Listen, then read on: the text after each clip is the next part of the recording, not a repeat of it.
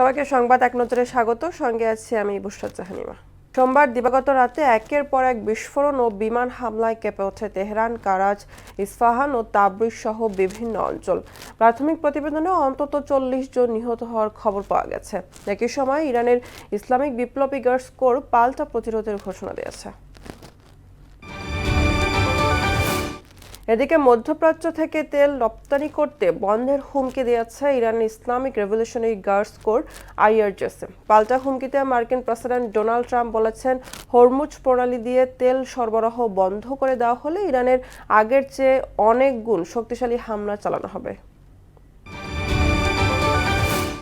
ভারতের আসামের নুমালীগড় রিফাইনারি থেকে পাইপলাইনের মাধ্যমে বাংলাদেশে 5,000 মেট্রিক টন ডিজেল আসছেন। আজই এই জ্বালানি তেল দেশে পৌঁছাবে বলে আশা করা হচ্ছে। বর্তমান চালানের পাশাপাশি শিগগিরই ভারত থেকে আরও 5,000 মেট্রিক টন ডিজেলের আরেকটি চালান দেশে পৌঁছানোর কথা রয়েছে। এদিকে আজও রাজধানীতে রয়েছে জ্বালানি তেলের সংকট। সরবরাহ সংকটে সকালে স্বাভাবিক কার্যক্রম শুরু করতে পারেনি বেশ কয়েকটি পাম্প। তেল নিতে এসে ফিরে যেতে দেখা গেছে মোটরসাইকেল ও গাড়ি চালকদের। তবে কার্যক্রম চালু রাখা পাম্পগুলো সরকারি নির্দেশনা মেনে তেল দিচ্ছে।